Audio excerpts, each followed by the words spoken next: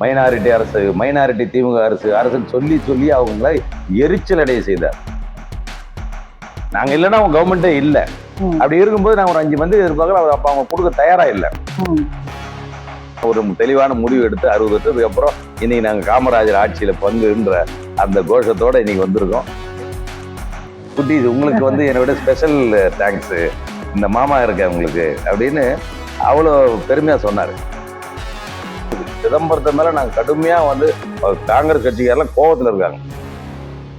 திமுக இருக்கு, அதிமுக இருக்கு, இத்தனை வருஷமா அவங்களாம் என்னங்க மூடினாங்க. ஒரு பக்கம் மூடினாலும் ஒரு பக்கம் சந்தில திறந்துருவாங்க. 2 கோடி பேருக்கு வருஷத்துக்கு வேலை வாய்ப்பு தரேன். அப்புறம் பார்த்தா அவங்கள போய் வடை சுடு, பக்கோடா சுடு, அதுவும் வேலைன்ட்டாங்க. ஆனால் இது செய்து டிவிக்கே கிடையாது, இதை பண்றதே பிஜேபி தான். ஏன் இவரால் ஒரு கிறிஸ்டியானிட்டி பத்தியோ ஒரு முஸ்லீம் பத்தியோ அவங்களால பதில் எடுக்க முடியல? சட்டமன்ற விதிகளுக்கும் மரபுகளுக்கும் எதிரானது. ஏன்னா எந்த ஒரு மதத்தை சார்ந்தும் அங்க சட்டமன்றம் நடக்கக்கூடாது, அவை நடக்கக்கூடாது. சார் வணக்கம். வணக்கம். என்ன சார் இது, டிஎம்கே கூட கூட்டணியில் இருந்து வெற்றி பெற்று திரும்பி பார்க்கறதுக்குள்ள நீங்க டிவிகே பக்கம் போயிட்டீங்க, நன்றி மறந்துட்டீங்களா சார் நீங்க? இல்ல, இது அவங்கள நாங்க விட்டுட்டு உடனே நாங்க டிவிகே கிட்ட போய் நாங்க சரண்டர் ஆயிட்டோம்னு சொல்றதுலாம் தப்பு. ஏன்னா 2006-11 அப்போ மைனாரிட்டி ஆட்சி கலைஞர் தலைமையில நடக்குது. அப்போ நாங்க காங்கிரஸ் 36 எம்எல்ஏ சப்போர்ட் பண்றோம். சப்போர்ட் பண்ணி முன்னாள் முதலமைச்சர் மரியாதைக்குரிய ஜெயலலிதா அம்மையார் வார்த்தைக்கு வார்த்தை அந்த அரசாங்கத்தை அப்படியே மைனாரிட்டி அரசு, மைனாரிட்டி திமுக அரசு அரசுன்னு சொல்லி சொல்லி அவங்கள எரிச்சல் அடைய செய்தார். அப்போ நாங்க தான் காங்கிரஸ் கம்ஃபர்டபுளா அவங்களுக்கு சப்போர்ட் பண்ணோம். அதுக்குண்டான பிரதிபலன் எங்களுக்கு எதுவுமே கொடுக்கல. நாங்க 5 மந்திரி எதிர்பார்த்தோம், எங்களுக்கு கொடுப்பாங்கன்னு. நாங்க இல்லைன்னா அவங்க கவர்மெண்டே இல்லை. அப்படி இருக்கும்போது நாங்க ஒரு 5 மந்திரி எதிர்பார்க்கல. அப்ப அவங்க கொடுக்க தயாரா இல்லை. இந்த 2006-11 நடைபெற்ற எல்லா திட்டங்களுக்கும் காங்கிரஸ் தான் உறுதுணையா இருந்தது. இல்லைன்னா அவங்க அந்த திட்டத்தெல்லாம் செயல்படுத்திருக்க முடியாது. மக்களுக்காக முதியோருக்கு பணம் கொடுத்தது, மகளிருக்கு கொடுத்தது, கேஸ் சிலிண்டர் கொடுத்தது, 1 ரூபாய் அரிசி கொடுத்தது, 1 கிலோ 1 ரூபான்னு கொடுத்தது, இதெல்லாம் நாங்க சப்போர்ட் பண்ணி தான். இன்னொன்னும் பார்த்தீங்கன்னா 2006 1 ரூபாய்க்கு 1 படி அரிசின்னு சொல்லி கலைஞர் தமிழ்நாடு ஃபுல்லா டூர் அடிக்கிறார். சொல்றாரு இந்த திட்டங்கள் எல்லாம் அனௌன்ஸ் பண்ணும்போது, அப்போ கொடுக்கவே முடியாது அப்படின்னு சொல்லி எதிர்கட்சிகள் எல்லாம் சொல்றாங்க. 1 ரூபாய்க்கு 1 படி அரிசி, 1 கிலோ அரிசி கொடுக்கவே முடியாதுன்னு சொல்றாங்க. அப்போ எங்களுடைய முன்னாள் பினான்ஸ் மினிஸ்டர், மத்திய அமைச்சர் மரியாதைக்குரிய சிதம்பரம் அவர்கள் தமிழ்நாடு ஃபுல்லா டூர் அடிச்சார். கண்டிப்பா 1 ரூபாய்க்கு 1 கிலோ அரிசி கொடுக்க முடியும் அப்படின்னு உத்தரவாதம் யார் கொடுத்தது? காங்கிரஸ் கட்சியிலேருந்து சிதம்பரம் சொன்ன பிறகுதான் அது மக்கள் நம்ப தயாரானாங்க. ஸோ அதனால இப்போ காலத்தின் கட்டாயம். நாங்க கேட்டது 41 சீட்டு. எங்களுக்கு சட்டமன்ற வேட்பாளராக 41 நாங்க தொகுதியை கேட்டோம். ஒரு நாடாளுமன்ற ராஜ்யசபா உறுப்பினர் ஒன்று கேட்டோம். அதே போல ஆட்சியில பங்கு அதிகாரம் கேட்டோம். ஆனா எதுவுமே கொடுக்க முடியாது, மறுத்துட்டாங்க. திட்டவட்டமா மறுத்துட்டு கடைசியா 28 தான் கொடுக்குறாங்க. அதுலயும் 28ல பாத்தீங்கன்னா அதுல நேரடியா நாங்க களத்துல ஃபைட் பண்றது யாரான்னா ஏடிஎம்கேவோட ஃபைட் பண்ற தொகுதிகள். சிங்காநல்லூர், கவுண்டம்பாளையம் எல்லாமே அதிமுக ஸ்ட்ராங்கான உள்ள பெல்ட். அதாவது எங்களுக்கு கொடுக்குற சீட்டு, நாங்க ஒரு தேசிய கட்சி, அப்ப எங்களுக்கு எங்க கொடுக்கணும்? பிஜேபியோட நாங்க ஆப்போசிட்ல நின்னாதான் 2 தேசிய கட்சி மோதுகின்ற போதுதான் மக்கள் யாருக்கு ஆதரவுன்றதை சரியான முறையில் கணிக்க முடியும். எங்களை எடுத்து போய் இங்க ரீஜனல் பார்ட்டியோட எடுத்து போய் 18 தொகுதியில நேரடி போட்டியில விட்டு இப்ப கட்சியில நாங்க என்ன ஜெயிக்க முடிஞ்சது? எங்களால 5 தானே ஜெயிக்க முடிஞ்சது. ஸோ இது திமுகவோட திட்டமிட்ட சதி. காங்கிரஸ் நம்ம 28 சீட்டு கொடுத்தோம், ஆனா இவங்களை அந்த அளவுக்கு ஜெயிச்சு வரக்கூடாது, இவன் ஜெயிச்சு வந்தாதானே நம்ம ஆட்சியில பங்கு கேட்பான் அப்படின்னு ஆரம்பத்திலேயே அவன் கணக்கு போட்டுதான் இந்த மாதிரி தோக்கிற தொகுதியெல்லாம் எங்க தலையில கட்டிட்டாங்க. சார், அப்போ கலைஞர் காலகட்டத்தில் 2011 63 இடங்கள் டிஎம்கே கொடுத்தாங்க. ஆனால் காங்கிரஸ் பார்த்தீங்கன்னா 5 இடங்கள்ல தான் வெற்றி பெற்றாங்க. அப்போ அதுக்கு ஏடிஎம்கே காரணமா இல்லை பிஜேபி காரணமா? சொல் வழக்கு தமிழ்நாட்டிலே இருக்கு. திமுக மட்டும் ஒரு 5 வருஷம் ஆண்டுச்சுன்னா அடுத்த 5 வருஷம் அவங்க மக்களை விரும்ப மாட்டார்கள். அது காலங்காலமா நீங்க எடுத்து பார்த்தீங்கன்னா பேக்ரவுண்ட்ல ஒரு 40 வருஷம் 50 வருஷம் கணக்கு எடுத்தோம்னா 5 வருஷம் இவங்க ஆளுவாங்க, அடுத்த 5 வருஷம் எதிர்கட்சி, அவங்க ஏடிஎம்கே வரும். அப்படிதான் மாறி மாறி வந்திருக்கு. அதற்கு உதாரணமே இந்த வருஷம். இந்த 5 ஆண்டு காலம் இவங்க இருந்தாங்க. இப்ப பாத்தீங்கன்னா டிவிக்கே வந்துருச்சு. அதிமுக கூட வர முடியல. இவங்க சீட்டை கொடுத்து தோற்கடிப்பதில் வல்லவர்கள் திமுக. ஏன்னா எங்களோட கூட்டணியே திமுகவோட ஒட்டாத ஒரு உறவு மாதிரி தான். இங்க வந்து திமுகல நாங்க மேல மட்டும்தான் உறவா இருப்போம். மேல இருக்கிற தலைவர் எல்லாம் ஒண்ணா சேர்ந்துருவாங்க. கீழே இருக்கிற தொண்டனுக்கு எந்த விதமான ஒரு இணக்கமே இருக்காது. அந்த கட்சி திமுகவோட தொண்டனும் சரி, காங்கிரஸ் தொண்டனும் சரி, அந்த இதுவே இருக்காது. அந்த மாதிரி தான் வந்து இவ்வளவு வருஷமா இருந்தது. நல்ல வேலை இப்போவாது நாங்க ஒரு தெளிவான முடிவு எடுத்து 60 வருஷத்துக்கு அப்புறம் இன்னைக்கு நாங்க காமராஜர் ஆட்சியில பங்குன்ற அந்த கோஷத்தோட இன்னைக்கு வந்திருக்கோம். எங்களுக்கு மந்திரி சபையில குறைஞ்சபட்சம் 2 எதிர்பார்க்கிறோம், அதிகபட்சம் 4 எதிர்பார்க்கிறோம். திராவிட முன்னேற்ற கழகம் வந்து விமர்சனம் பண்றாங்க, உங்களுக்கு பூத்துல கூட பூத் கமிட்டி போட கூட ஆள் கிடையாது, 2 விழுக்காடு கூட உங்களுக்கு ஓட்டு கிடையாது, அவங்களுக்கு ஏன் வந்து இத்தனை தொகுதியில கொடுத்தீங்கன்னா கேள்வி முன்வைக்கிறாங்க. அப்ப காங்கிரஸ் வந்து தமிழகத்துல செல்வாக்கு இழந்து விட்டது. நாங்க வந்து 60%, 100% இருக்கணும், 60% ஃபில்ட் அப் தி பூத் மெம்பர்ஸ், பூத் கமிட்டிலாம் போட்டிருக்கோம். இப்படி சொல்ற உங்களுக்கு டிவிகேல ஒருத்தன் கூட பூத்துல உட்காரல, அப்புறம் எப்படி இவ்வளவு ஓட்டு வந்தது அவங்களுக்கு மட்டும்?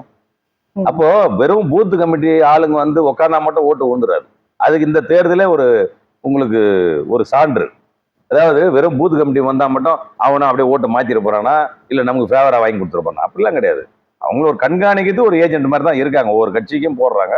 யாராவது ஒருத்தர் கள்ள ஓட்டு போட வந்தா போற வராங்க. அதனால ஆனால் மக்கள் மனநிலையை மாற்றக்கூடிய அளவில் பூத் மெம்பர்ஸால கொண்டு வர முடியாதுன்றதுக்கு இந்த தேர்தலோட ரிசல்ட் தான் சாட்சி. 2026ல டிவிகேக்கு ஒரு இடத்துல ஒரு பூத் மெம்பர்ஸ் கமிட்டி மெம்பர்ஸ் இல்லை.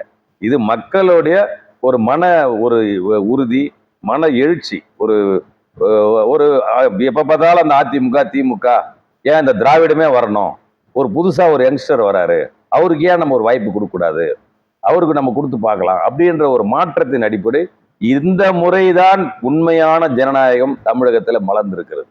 எங்களை பொறுத்தவரையில இந்த அந்த முறை தான் ஜனநாயகம்னா இதுதான் உண்மையான. ஏன்னா பணம் வந்து கொடுத்தா என்ன வேணாலும் நம்ம கட்சியில போய் எதுவும் வேலையை செய்ய, தொகுதியில போய் வேலையை செய்ய வேணாம், எந்த நேரம் வேணாலும் நம்ம கடைசி 4 வருஷம் நம்ம சும்மா ஊரெல்லாம் சுத்திட்டு அப்புறம் 5வது வருஷம் அந்த எம்எல்ஏ போய் நம்ம ஆளு கையாயிரம் ஓட்டுக்கு அப்படி இப்படின்னு ஏதாவது கொடுத்தா ஜெயிச்சிடலாம் தான் இது வரலாம் அவங்க ஒரு கோட்பாடா வச்சிருந்தாங்க. ஆனா இப்போ பணம் கொடுத்தாலும் உங்களுக்கு வாக்கு கிடையாது, நாங்கள் எடுக்கிற முடிவு தான் இன்னைக்கு மக்கள் சரியான ஒரு தீர்ப்பு கொடுத்துருக்காங்க.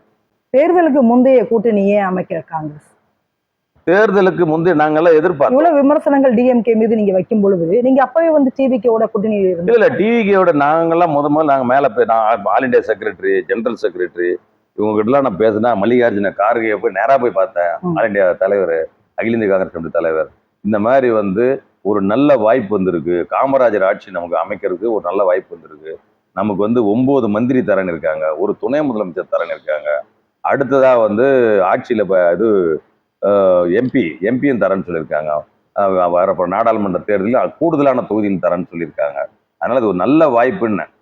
அப்பதான் வந்து அந்த ஆல் இண்டியாவிலேருந்து அங்கே தலைவர்கள்லாம் பேசும்போது அவங்க ஒன்லி தேர் ஒன்லி சீட், அவங்க வெறும் விதை தான், இன்னும் அவங்க நிரூபிக்கல, அவங்க வந்து களத்துல வந்து நிரூபிக்கல, இதான் ஃபர்ஸ்ட் தேர்தல், அதனால எதை நம்பி நம்ம அவங்க கூட போறது இல்லைங்க. இந்த மாதிரி மக்கள் மனநிலையில மாற்றுறது இல்ல.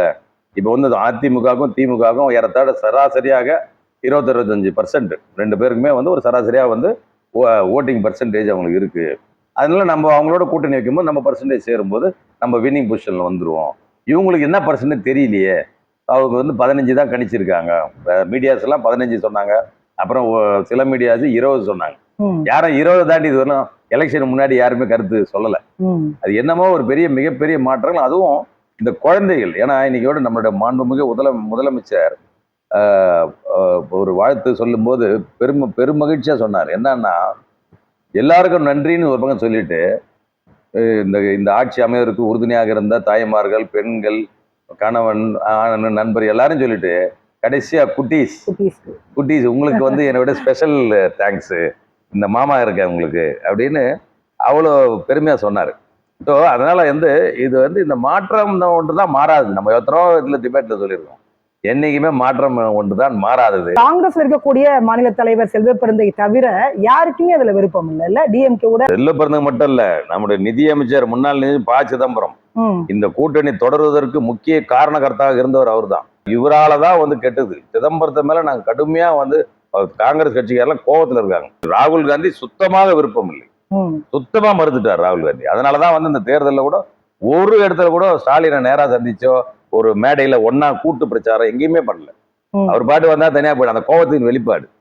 நம்ம எவ்வளவு முயற்சி பண்ணார் ராகுல் காந்தி, ஆனா ராகுல் காந்தியை வந்து ஓவர்லுக் பண்ணி மல்லிகார்ஜுன கார்கே, சிதம்பரம், அன்னை சோனியா காந்தி கிட்ட கன்வின்ஸ் பண்ணிட்டாங்க. எதிரிக்கு எதிர நண்பன் அப்படின்னு சொல்ற மாதிரி இப்ப வந்து உங்களுக்கும் எதிரி பாஜக, நீங்க வந்து அதை ஒரு எதிர்க்கட்சியாக நீங்க பாக்குறீங்க. அதே மாதிரி டிவிகேவும் வந்து பாசிசம் அப்படின்னு ஒரு விமர்சனம் பண்ணியிருக்கிறாரு.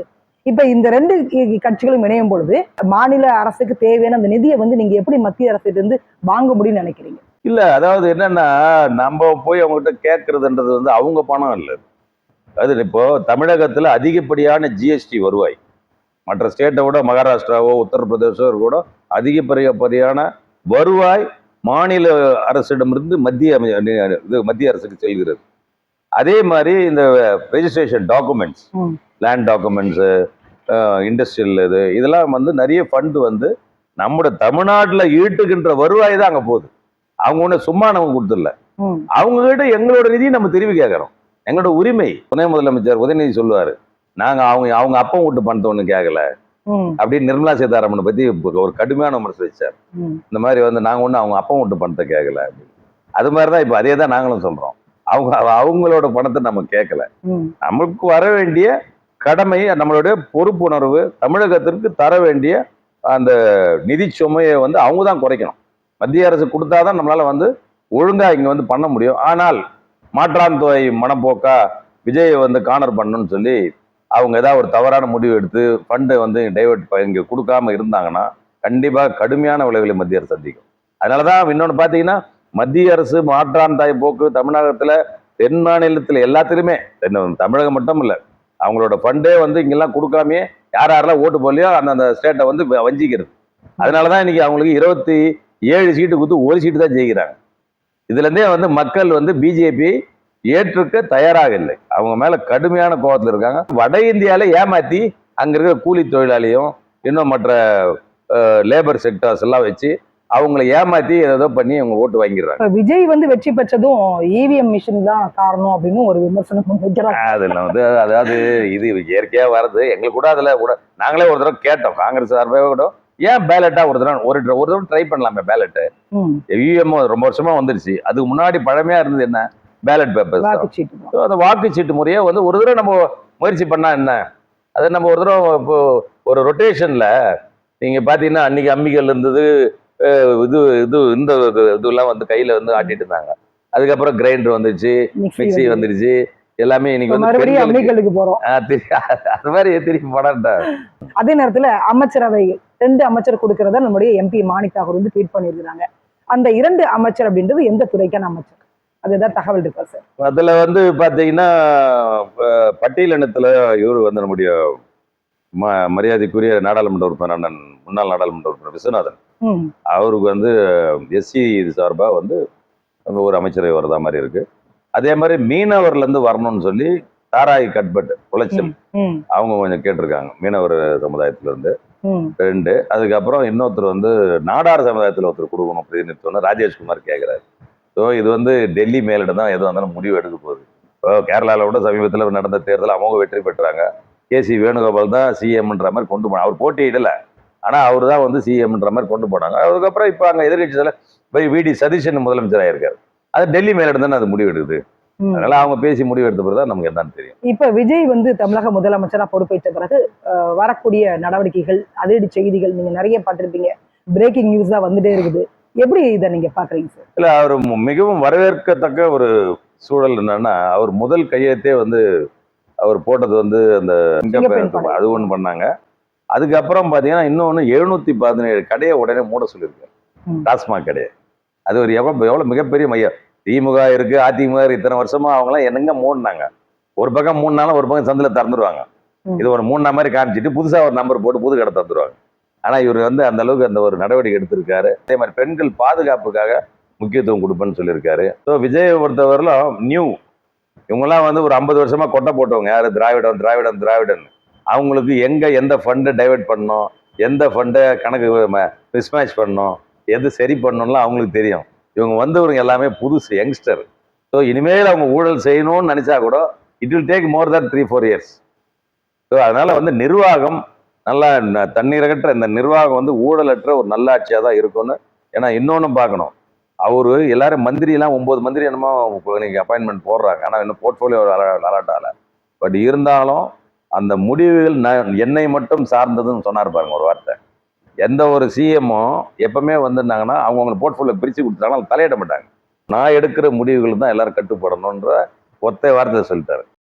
சார், சத்தியமூர்த்தி பவனில் ராகுல்ஜியை விட விஜய் வரும்பொழுது தான் கூட்டம் அதிகமாக இருந்தது அப்படின்ற ஒரு விமர்சனம் வருது. ஏற்கனவே விசிக தலைவர் சொல்லியிருந்தாங்க, ஒரு நடிகன் பின்னாடி நீங்கள் போகலாமான்னு கேட்டிருந்தாங்க. அதே மாதிரி காங்கிரஸ் அப்படி வந்து மாறிட்டு அப்படின்ற ஒரு சந்தேகம் நமக்கு வருது சார். அதாவது இன்னொன்று உங்களுக்கு அது தவறான புரிதல் நினைக்கிறேன். ராகுல் காந்தி வரும்போது அவரும் வந்து Z++ கேட்டகரியில் இருக்கார். ஸோ பவனுக்கு வந்து ரெஸ்ட்ரிக்ஷன் இருந்தது. ராகுல் காந்தி வரும்போது பாஸ் கொடுத்துருந்தாங்க. 700 பாஸ் 800 பாஸ் தான் கொடுத்தாங்க. அது தவிர யாரும் உள்ள வரக்கூடாதுன்னு டைட் பண்ணாங்க. ஸோ அந்த மாதிரி நிறைய வந்து பண்ணது நான் விளைவாக வந்து அப்போ வந்து கூட்டம், ஏன்னா கூட்டத்தை கூட்டணும்னு சொல்லி இஷ்டத்துக்கு வெளியே ஆள்லாம் வந்துட்டாங்கன்னா அவரோட பாதுகாப்பு வந்து கேள்விக்குறியாயிடும். சரி. ராகுல் காந்தியோட ஏன்னா தந்தை வந்து அகால கொடூரமான ஒரு பாம் பிளாஸ்ட்ல இறந்தாங்க. தீவிரவாதி உள்ளகள்லாம் வந்துட்டோ இல்லை அந்த மாதிரி ஏதாவது ஒரு பிரச்சனை ஆயிடக்கூடாது இல்லையா? அதனாலதான் வந்து ரொம்ப ரெஸ்ட்ரிக்ட் பண்ணி ஒன்லி நிர்வாகிகள், மாநில நிர்வாகிகள், மாவட்ட தலைவர்கள் அந்த மாதிரி கொண்டு வந்தாங்க. விஜயை பொறுத்தவரையிலும் பொதுமக்கள் சேர்ந்து உள்ள வந்துட்டாங்க. அப்போ வந்து அன்னைக்கு வந்து பவனம் உள்ள விஜய் வராருன்னா அவரோட ரசிகை எல்லாம் கூட உள்ள வந்துட்டாங்க. ஸோ அதனால அதில் கட்சிக்கார் மட்டும் பார்க்க முடியல, வெளியாலும் பார்க்க முடியுது. சார், டிஎம்கே தெளிவாக சொல்லிட்டாங்க 10 லட்சம் கோடி இருக்குது அப்படின்றத சொல்லிட்டாங்க. அதெல்லாம் வந்து தமிழக முதலமைச்சராக இருக்கக்கூடிய விஜய்க்கு நல்லாவே தெரியும். அது தெரிஞ்ச பிறகு தேர்தல் பிரச்சாரத்தில் அவர் வந்து இலவசங்களை வந்து அறிவிக்கிறாரு. அப்போ அது எப்படி சாத்தியமாகும், எப்படி சாத்தியப்படுத்த போகிறாங்கன்ற ஒரு கேள்வி இப்போ வந்திருக்கு மக்கள்கிட்ட. என்ன பண்ண போகிறாங்க டிவிகே? இப்போ நீங்கள் சொல்கிறது இந்த 6 சிலிண்டர்ன்றது எப்படியாவது சென்ட்ரல் கவர்மெண்ட் மானியம் கொடுக்கணும். கரண்ட் 200 யூனிட்ன்றது அவர் முன்னாடியே அவங்க என்ன சொல்லிட்டாங்க, 500 யூனிட்டுக்குள்ள யூஸ் பண்ணாதான் அந்த 200 யூனிட் ஃப்ரீ. முதல்ல ஆனால் தேர்தல் அப்போ வாக்குறதுல அது சொல்லலை. எல்லாருக்கும் 500 கொடுத்த வாக்குறுதி அது மாதிரி இருப்பாங்க. இப்போ அங்கங்க ஒரு ஸ்லாப் வைக்கிறாங்க.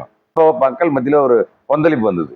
என் தகுதி குடும்ப தகுதி நீ எப்படி நிர்ணயிப்பேன்னு மக்கள் இது பண்ண, அதுக்கப்புறம் ஒரு வழி இல்லாம அப்புறம் எல்லாருக்கும் கொடுக்கணும்னு சொல்லின்ற மாதிரி முடிவு வந்தாங்க. அதனால இதெல்லாம் வந்து இந்த திட்டங்கள்லாம் நிறைவேற்றணும்னா நம்மளோட நிறைய நிதி வந்து அங்க போயிருக்கு மத்திய அரசு.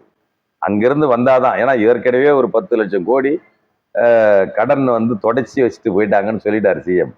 ஸோ அப்ப இனிமேல் வருவாய் வரணும், புதிய முதலீடுகள் தமிழகத்துல வர. இதெல்லாம் பிப்ரவரி மந்தே வந்து பினான்ஸ் மினிஸ்டர் சொல்லிட்டாங்க. கண்டிப்பா இந்த ஆட்சிக்கு கெட்ட பேர் வரும்போது எப்படி மற்றவங்களாம் வந்து ஆன்டி இன்கம்பன்சி சேர்த்தாங்களோ, இல்லப்பா சும்மா கிடையாது தரேன் அதை தரேன்னு சொல்லிவிட்டு இதெல்லாம் கொடுக்கல. ஆனா பட் மக்கள் மத்தியில இப்ப என்ன சொல்றாங்கன்னா, நீங்க அந்த அளவுக்கு கொடுக்கலாம் கூட பரவாயில்ல, பெண்கள் வந்து ப்ரூவ் பண்ணிட்டாங்க. தமிழக வெற்றி இருக்கக்கூடிய ஒரு உறுப்பினர் அந்த வீடியோ வந்து வெளியிட்டு இருக்காங்க. அதாவது சமூக வலைத்தளங்கள்ல கண்டனங்கள்லாம் எழுந்துட்டு இருக்குது. ஒரு பெண் வந்து சொல்றதுனால அவங்க கட்சிக்காரங்க சொன்னாங்கன்னா அவங்களுக்கு வேண்டாம்னா விட்டுட்டு போட்டோம். பட் எல்லாத்துக்குமான முதலமைச்சர் தானே அவரு. ஆமா ஆமா ஆமா. இல்ல எப்பவுமே வந்து ராகுல் காந்தி கூட பாத்தீங்கன்னா அந்த அவர் இருக்கிற அந்த ஆட்சி கட்டில அவர் தலைவராக இருக்கும் போதும் சரி, அவரு எப்பவுமே வந்து பொய்யான வாக்குறுதியை கொடுக்க மாட்டார். பொய்யான வாக்குறுதின்றது ராகுல் காந்தி வாயிலே வரவே வராது. ஆனால் நம்முடைய மோடிங்கிற பிம்பம் அவர் பாத்தீங்கன்னா வாயை திறந்தா வடை சொல்றதான், பொய்யிலே பிறந்தவங்க தான். இப்ப எத்தனை பேருக்கு 2 கோடி பேருக்கு வருஷத்துக்கு வேலை வாய்ப்பு தரேன்னாங்க. அப்புறம் பார்த்தா அவங்கள போய் நீ போய் வடை சுடு, பக்கோடா சுடு, அதுவும் வேலைன்ட்டாங்க. 15 லட்சம் ரூபாய் அக்கௌண்ட்ல போடுறேன் அப்படின்னு. அது ஒண்ணு. கருப்பு பணத்தை மீட்டு எடுத்தா 15 லட்சம் ரூபாய் போடுற அளவுக்கு கருப்பு பணம் இருக்குன்னு சொல்லியிருக்காங்க. சொன்னாரு.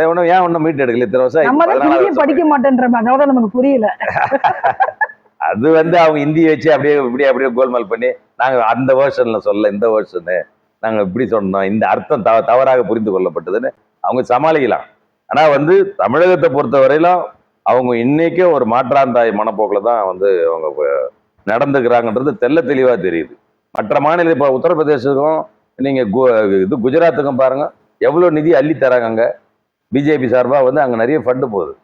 ஆனா வந்து அவங்க எந்த அளவுக்கு ஜிஎஸ்டி அவங்க கட்டுறாங்க, குஜராத்தும் யூபிலாம் நம்மளோட தமிழ்நாடோட அவங்க கம்மி தானே ஜிஎஸ்டி கட்டுறது. அவங்க பொய்யான வாக்குறுதி கொடுத்துதான் ஆட்சிக்கே வந்தாங்க.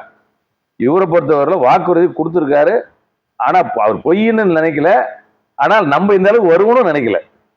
அதுதான் சப்ஜெக்ட். இப்ப வந்துட்டு பிறகுதான் இப்போ வந்து இது அதுக்குண்டான ஆலோசனைகள், அதுக்குண்டான சிறப்பு ஏதாவது கன்சல்டேஷன் கமிட்டி மாதிரி எல்லாம் போட்டுக்கிட்டு அதுக்கு திட்டங்களை வகுத்து அது எப்படி நம்ம படிப்படியா சாத்தியப்படக்கூடாதுன்னு இனிமேல் எடுப்பாங்க. சட்டமன்றத்துல உதயநிதி எதிர்க்கட்சி தலைவர் சொல்றாங்க, நாங்க நிறைய நலத்திட்டங்களை கொண்டு வந்தோம், நீங்க அதையும் தொடரணும் அப்படின்றாங்க. இப்ப இந்த மகளிர் உரிமை தொகை 1000 ரூபாய் நேற்று வந்துருச்சு, எல்லா அக்கௌண்ட்லயும் வந்துருச்சு. 1,30,00,000 பேர் கொடுத்துருக்காங்க இல்லையா, அது வந்துருச்சு. இப்ப என்ன கேள்வின்னா, அந்த 1000 ரூபாய் அந்த திட்டங்கள் தொடர்ந்தால் நீங்க 2500 ரூபாய் சொல்லிருக்கீங்க, இப்ப மாதம் 3500 ரூபாய் வருமாட்ட ஒரு கேள்வி மக்கள் முன்னாடி வந்துருச்சு. இல்ல இன்னொரு விஷயம், நம்ம இலவசம் என்ற பெயரால் ஒரு தமிழ்நாட்டோட ஒரு மக்களை வந்து சோம்பேறிகளாக்க கூடாது. ம். இப்போ ஒரு 3500 ரூபாய் 5000 ரூபாய் வருதுன்னா, அப்படிதானே அவர் பிரச்சாரத்துல சொன்னாரு. விஜய் வந்து பிரச்சாரத்துல என்ன சொன்னாரு? இலவசங்க கொடுத்து நீங்க மக்களை முட்டாளாக்கி வச்சிருக்கீங்க ம், அப்படின்னு சொன்னவரு 2500 ரூபாய் கொடுக்குறேன்றாரு. இது இலவச ரீதியில தானே வரும் உங்களுக்கு 6 இல்ல சிலிண்டர். அது இப்போ எல்லா தேர்தலும் அப்படிதான் போச்சு. இப்போ கர்நாடகாவில் என்னாச்சு, அங்க தேர்தல் நடக்கும்போது இதே மாதிரி தான் பிஜேபி நாங்க 3 சிலிண்டர் தரோம்னாங்க. அப்புறம் காங்கிரஸ் அங்க சொன்னாங்க. ஏன்னா ஒருத்தர் தரலன்னா ஒருத்தர் தராங்கன்றாங்க. அப்ப நம்மளும் அந்த மாதிரி சொல்ல வேண்டிய ஒரு கட்டாயத்துக்கு ஆளாகப்படுறோம். சரி வரட்டும், நம்ம முதல்ல ஜெயிச்சு வந்து அப்புறம் ஆட்சி அமைச்சு பார்த்துக்கலாம், அப்ப பார்த்துக்கலாம்னு அதனால சொல்லியிருக்கலாம். இப்போ வந்து பார்த்தா அதான் இப்போ அதுக்குண்டான நிதி வந்து டெல்லி போறாரு இல்லையா, முதலமைச்சர் ஃபர்ஸ்ட் ட்ரிப் போறாரு. அங்க போயிட்டு அந்த ஃபண்டை எப்படி அவர் டைவர்ட் பண்ணி இங்க கொண்டு வராரு. நமக்கு உரிய பங்களிப்பு தரணும். நம்மளோட நிதியை, தமிழ்நாட்டோட நிதி. நம்ம ஒன்றும் யார்கிட்டயும் போய் பிச்சை கேட்கறோம், கடன் கேட்கறலாம் கிடையாது. நம்மளோட நிதி. எஸ்சி எஸ்டி ஃபண்ட் உங்களுக்கு தெரியும் சார். அதுக்கு வந்து மத்திய அரசு மாநில அரசு பாதி பாதி கொடுப்பாங்க, 50-50 கொடுப்பாங்க அந்த மக்களுக்காக. இப்ப இந்த 1000 ரூபாய், அதுக்கப்புறம் கோடைக்கால சிறப்பு உதவியாக கொடுத்து அந்த 2000 ரூபாய், இதெல்லாமே வந்துட்டு எஸ்சி எஸ்டி மக்கள் ஃபண்ட்ல இருந்து எடுத்து கொடுத்ததாக ஆர்டிஐல தகவல்லாம் வாங்கி நம்ம போன ஆட்சியில அதை ப்ரூவ் பண்ணிட்டோம். இப்ப மத்திய அரசு வந்து கொடுக்க வேண்டிய நிதியை கொடுத்துட்டு இருக்கிறாங்க. ஆனா நீங்க செலவு பண்ணலன்னா நீங்க அதை கணக்கு காமிச்சிடலாம். ஆனால் அதுல இருந்து நீங்க எல்லா மக்களுக்கும் அந்த இலவசங்கள் அப்படின்ற பெயர்ல ஆட்சியை பிடிப்பதற்காக நீங்க கொடுத்தீங்க அப்படின்னு அது எப்படி சார் அது? நீங்க ஒரு வாடகை வீட்டில் இருக்கீங்கன்னு வச்சுக்கோங்க, வாடகை பணம் தரணும். ஸோ அவங்களுக்கு 5ஆம் தேதியோ 10ஆம் தேதியிலோ கொடுக்கணும். அப்போ அதே மாதிரி கரண்ட் பில் கட்டணும். கரண்ட் பில் 20ஆம் தேதி கட்டலாம். ஸோ அப்போ வாடகை பில் வந்து கரெக்டாக டைமுக்கு 10 கட்டணும். மிச்சம் ஒரு 10 நாள் ஸ்லாப் கேப் இருக்கு.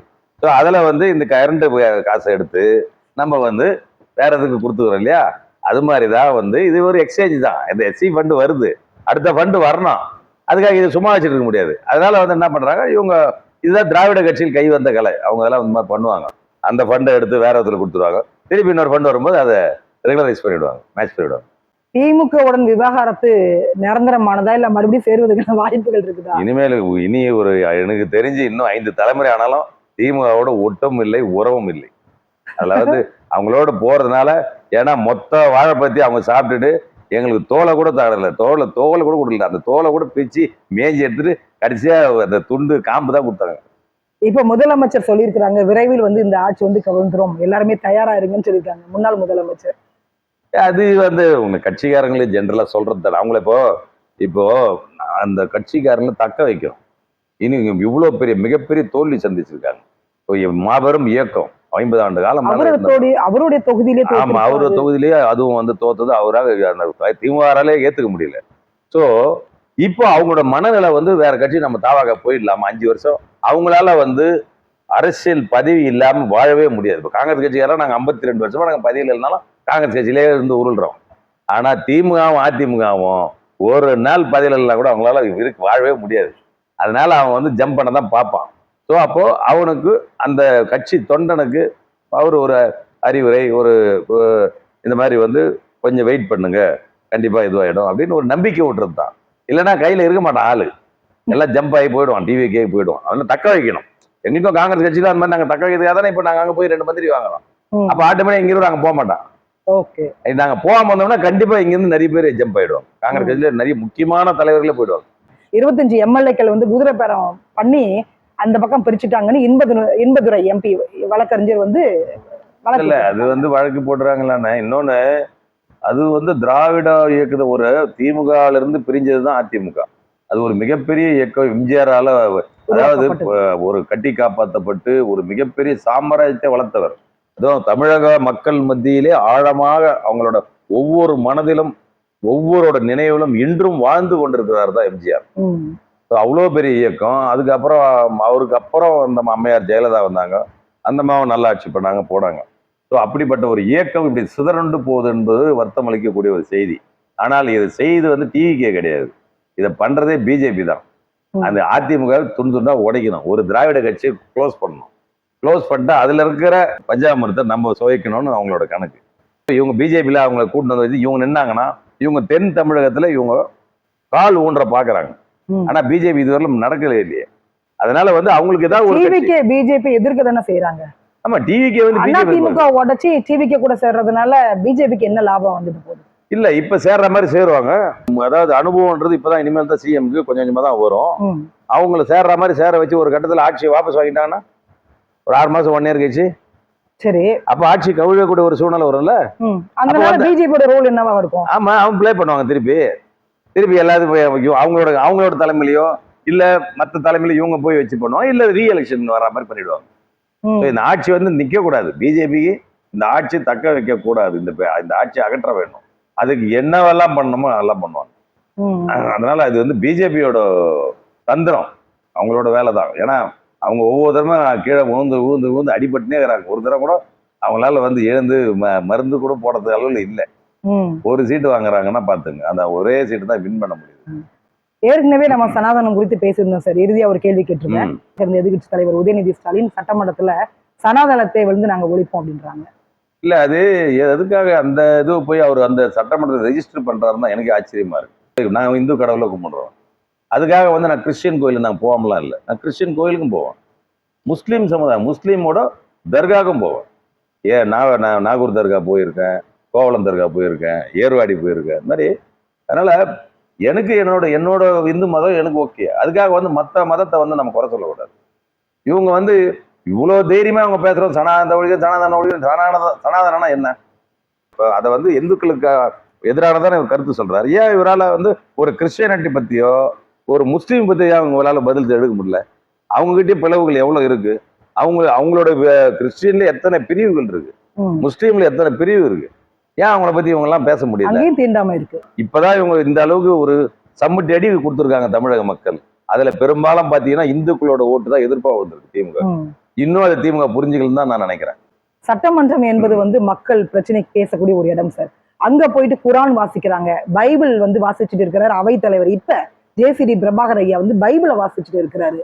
இவரு வந்துட்டு சனாதனத்தை ஒழிப்போன்றாரு. சட்டமன்ற விதிகளுக்கும் மரபுகளுக்கும் எதிரானது. ஏன்னா எந்த ஒரு மதத்தை சார்ந்தும் அங்க வந்து சட்டமன்றம் நடக்கக்கூடாது, அவை நடக்கக்கூடாது.